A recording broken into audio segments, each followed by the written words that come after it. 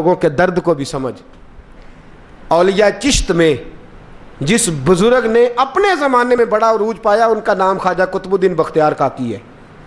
سب بولیے رحمت اللہ تعالی علیہ. خواجہ قطب الدین یہ شہزادے تھے اور مرید ہوئے تو خواجہ معین الدین صاحب کے ساتھ ہی آ گئے دلی میں. خواجہ معین الدین صاحب کی بھی کیا بات، عطائے رسول ہند الولی، اور ان کے مرید تھے بابا فرید الدین گنج شکر رحمت اللہ علیہ. اور مجھے اللہ جانتا ہے مجھے عشق کی حد تک پیار ہے بابا فرید صاحب سے، بڑا میرا درد ان کے ساتھ. اور میں جتنا اس صوفی کو پڑھتا ہوں کم ہی لوگوں کو میں نے پڑھا ہے. حضرت بابا فرید کے پیر اور خواجہ معین الدین صاحب کے خلیفہ کیا نام ہے؟ خواجہ قطب الدین. مکتب میں پڑھنے گئے نا پہلے دن، 4 سال کی عمر تھی تو قاری صاحب نے الف با تا سا پڑھایا تو انہوں نے 15 سپارے قرآن پاک کے سنا دیے. تو کہنے لگے بیٹا تجھے کیسے آئے؟ کہنے لگے میری اماں 15 سپاروں کی حافظ ہے، وہ سارا دن قرآن پڑھتی رہتی تھی، مجھے سن سن کے یاد ہو گیا ہے. یہ بالا نگالا یاد ہو سکدیاں نے تو قرآن پاک بھی یاد. اللہ خیر کرے، شرط یہ ہے کہ ہم گھر میں قرآن پڑھیں، بچوں کو سن سن کے بھی یاد ہو ہی جاتا ہے. خواجہ قطب الدین اتنا عروج پایا اس شیخ کامل نے کہ وقت کا بادشاہ بھی مرید ہو گیا. سلطان شمس الدین التمش مرید تھا، دلی کا بادشاہ بھی مرید تھا. اجمیر کا بادشاہ خواجہ معین الدین صاحب کا مرید نہیں ہوا، نہ پاک پتن کا بادشاہ بابا فرید کا مرید ہوا. لیکن خواجہ قطب صاحب کو اللہ نے یہ عظمت بھی دی، یہ شان ہے نا. اگرچہ صدقہ سارا خواجہ معین الدین کے قدموں کا ہی تھا، لیکن دلی کا بادشاہ مرید ہوا. اور اتنا اعلیٰ مرید ہوا کہ جب خواجہ قطب الدین صاحب کا وصال ہوا تو 3 شرطیں لگائی تھی. فرمایا میرا جنازہ وہ پڑھائے، جب سے توبہ کیا پھر اس کا سینے بد حرام کے لیے نہ کھلا ہو، اور جب سے توبہ کیا پھر لقمہ حرام اس کے گلے سے نہ گزرا ہو، اور جب سے توبہ کیا پھر کبھی نماز تہجد بھی قضا. بڑے بڑے صوفی میری طرح کے گردن جھکا کے کھڑے ہو گئے. 7ویں صف سے دلی کا بادشاہ نکل آیا، کہنے لگا پیرا ساری زندگی میں نے پردہ داری سے عبادت کی تھی، تو جاتی دفعہ مجھے بے نقاب کر گیا ہے.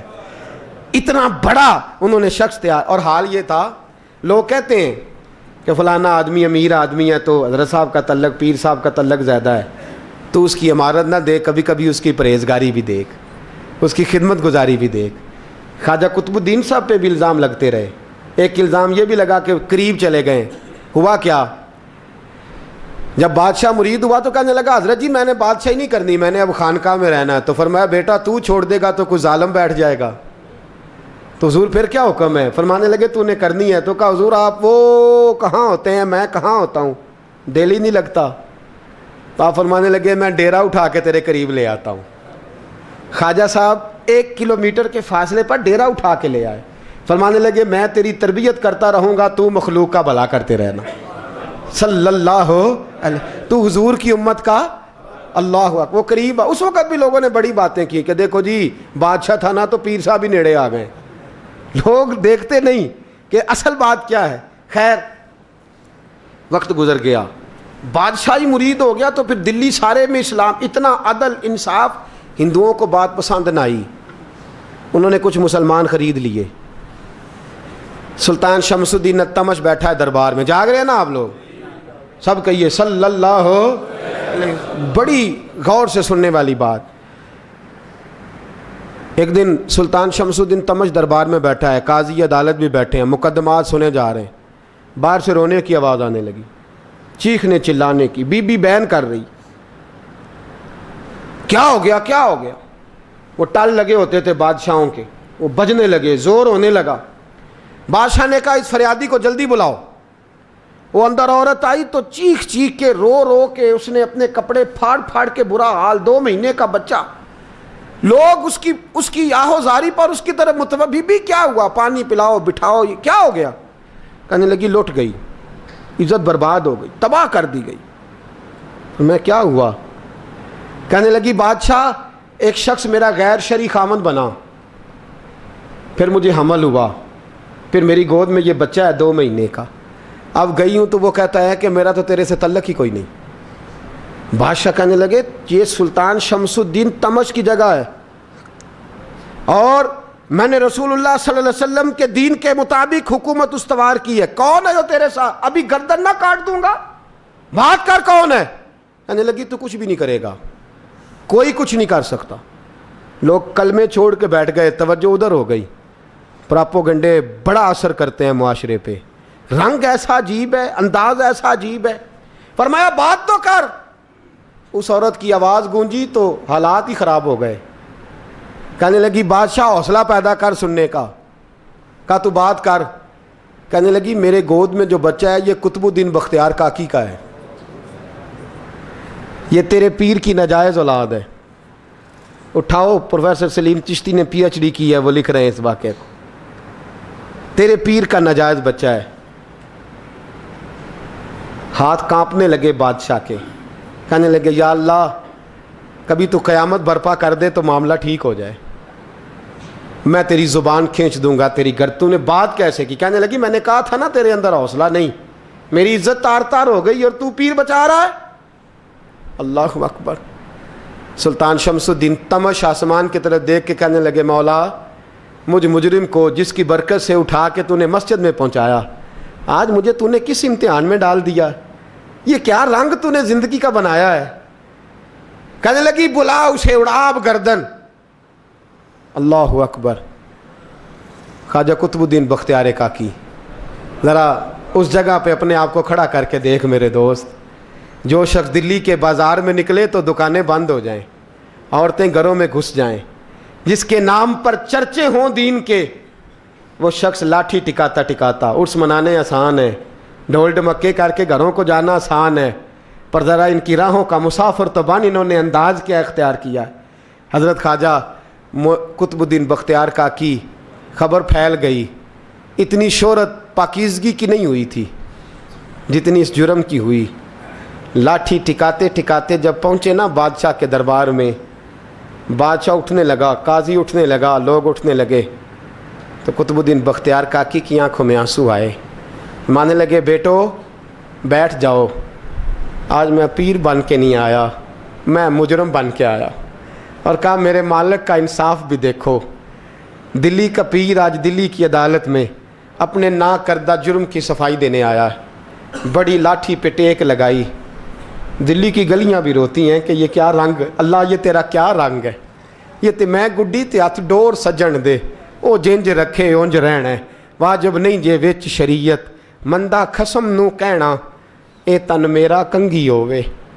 میں زلف سجن دی واواں, پوش میرے دی جتی بن جائے, میں یار دی قدمی آواں. مارو مارو مینو مار مکاؤ, کوئی یوزر نہ پیش لے آواں, جے سونا ہی میرے دکھ وچ راضی, جے سونا ہی میرے دکھ وچ راضی, تے میں سکھ نو چلے ڈاواں. پر یار فریدا جے کدی مل پے سونا, یار فریدا جے کدی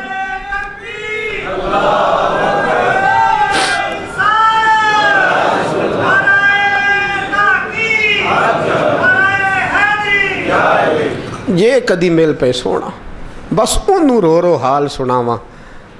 ٹیک لگائی ہے. کہنے لگی بی بی بول دے گواہی. کہنے لگی بی بی رب جانتا ہے, رب کا رسول جانتا ہے, پر میں تجھے نہیں جانتا, تو کون ہے. کہنے لگی اچھا وہ لوگوں کو بھیج کے تہجد کے بہانے پچھلے دروازے مجھے اندر بلانا, رب تیرا بھول جانا. پھر رونے لگی, پھر مکر کرنے لگی. مجھے بتائیے ایسا کوئی مقدمہ ہو تو لوگ کیا کہتے ہیں؟ یکدم حالات بدلتے ہیں کہ نہیں بدلتے؟ دلی کا ماحول ہی بدل گیا, سارا رنگ ہی بدل گیا.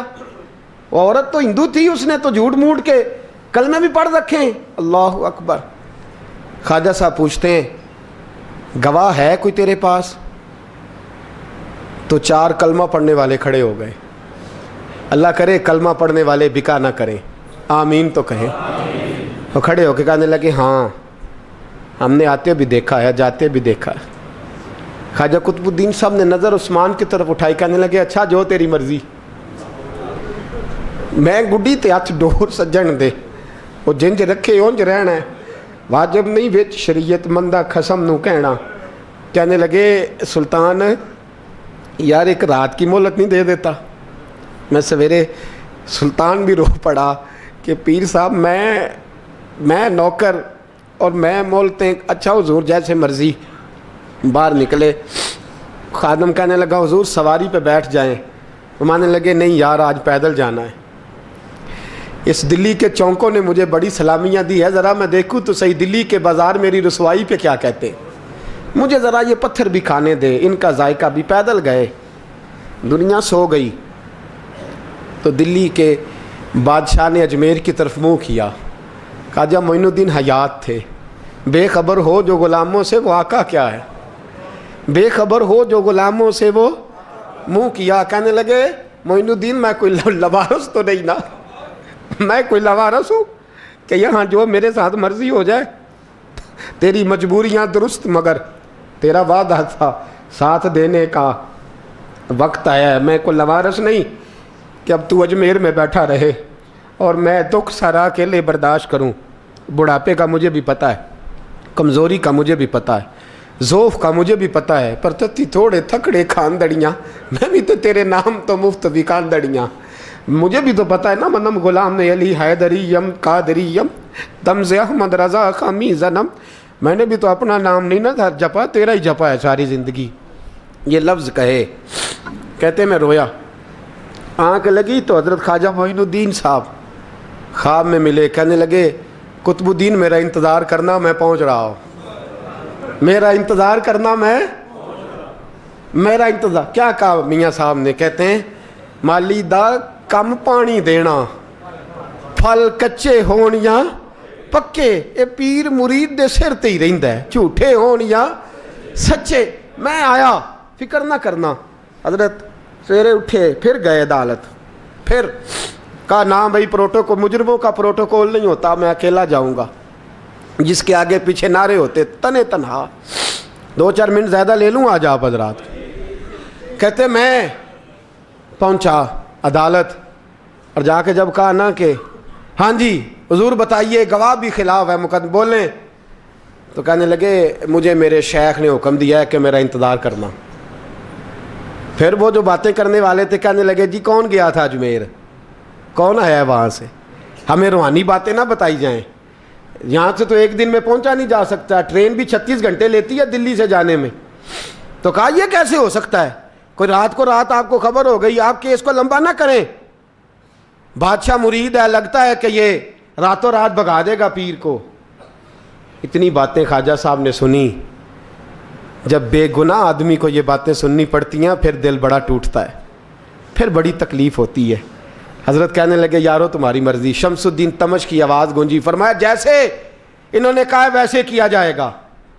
3 دن کے لیے عدالت برخاست کر دی جاتی ہے. چیم گوئیاں ہونے لگی, پھبتیاں کسی جانے لگی. تیسرے دن شام کا وعدہ تھا, چوتھے دن عدالت جانا تھا. قطب الدین بختیار کاکی کے پاس لوگ آ کے افسوس کرتے تو آپ بولتے نہیں. یہاں تو لوگ صفائیاں دیتے ہیں, بولتے نہیں. فرماتے یار میں گڈی تے ہاتھ ڈور سجن دے, وہ جینج رکھے, میں اونج ہی رہنا ہے, جیسے اس کی مرضی ویسے. جیڑیاں گڈیاں آپ پہ اڈیاں ہو نہ چڑھن اونچائیاں, وہی گڈیاں اونچیاں اڈیاں جڑیاں سائیاں آپ چڑھائیاں. فرمایا ٹھیک ہے جیسے وہ رکھے, میں راضی ہوں. اللہ اکبر. تیسرے دن کی مغرب کا وعدہ تھا. جب مغرب کا سورج ڈوب گیا نا, بڑے قافلے اجمیر سے آئے پر معین الدین نہ آیا. وعدہ کیا تھا یار نے, آؤں گا دن ڈھلے. وہ خواجہ غلام فرید صاحب رحمۃ اللہ تعالیٰ علیہ فرمایا کرتے تھے نا, کوا کھانے لگا آنکھیں تو کہنے لگے کاغا اے تن سارا ہی کھائیو, میرا چن چن کھائیو ماس, میرے 2 نین نہ کھائیو, مینو پیا ملن دی آس. نے کہا سارا کھا جا, آنکھیں چھوڑ دے. اس نے کہا تھا میں آؤں گا, انتظار لمبا ہو گیا ہے پر میری امید تو نہیں نہ ٹوٹی. مغرب کی اذان ہوئی تو لوگ کہنے لگے لو جی اب بس ہو گئی. خواجہ قطب الدین صاحب نے اللہ اکبر کہہ کے مغرب کی جماعت جب میدان میں کھڑی کی تو اپنی بھی چیخ نکل گئی, آئی نہیں. لیکن جب نماز کا سلام پھیرا تو خواجہ معین الدین صاحب کی 2 رکعتیں ابھی باقی تھیں. خواجہ صاحب پیچھے نماز پڑھ رہے ہیں, سلام پھیرا اور نماز کے بعد جب اٹھے نا تو خواجہ صاحب کے سینے کے سینہ لگا. تو کہا حضرت جی میں شہزادہ تھا, آپ نے کہا تھا خشک روٹی کھانا تو میں نے خشک کی کھائی ہے, آپ نے کہا تھا فاقے کرنا تو میں نے کیے ہیں, آپ نے کہا وطن واپس نہیں جانا تو میں نہیں گیا. حضور اس امتحان کا آپ نے بتایا ہی نہیں تھا. یہ مجھے بتا جاتے اب اس سفید داڑھی سے میں جواب دیتا پھروں. خواجہ معین الدین صاحب نے جھٹکا, پیچھے ہٹ, تو زیادہ عزت والا ہے کہ یوسف زیادہ عزت والا تھا؟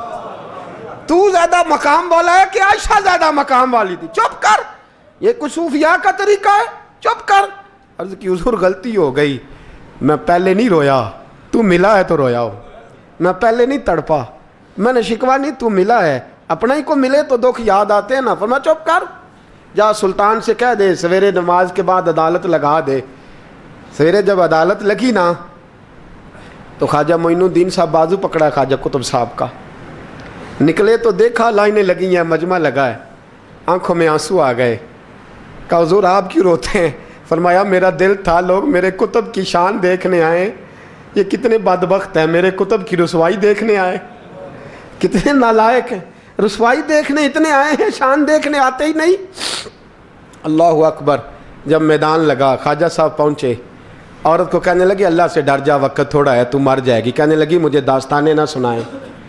قاضی صاحب سے کہنے لگے قاضی صاحب آپ حقیقت حال سے آگاہ ہیں, خیال کریں. کہنے لگے خواجہ صاحب دلیلیں نہ دیں, گواہ لائیں, واز نہ کریں. خواجہ صاحب رحمۃ اللہ علیہ کہنے لگے گواہوں کو بلاؤ. گواہ آئے تو خواجہ معین الدین صاحب نے نظر, تم ہو میرے کتب پر, میرے کتب کے جرم کے گواہ. ان کی زبانیں کانپنے لگیں, ہاتھ کانپنے لگے. میں بولتے کیوں نہیں؟ جب ان کی نظریں جھکی تو بادشاہ کہنے لگا اگر اب تم نے گواہی نہ دی تو تمہیں میں مجرم بنا کے 80 کوڑے ماروں گا.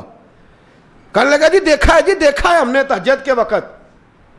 جب سب گواہیاں پوری ہو گئیں, عورت بھی تڑپ رہی ہے, رو رہی ہے, 2 مہینے کا بچہ گود میں ہے. اب بولیے بولیے, علماء ظواہر بھی کھڑے ہیں, حسد کرنے والے جلنے والے بھی کھڑے ہیں, ہندو تو ویسے ہی تالیاں بجا رہے ہیں.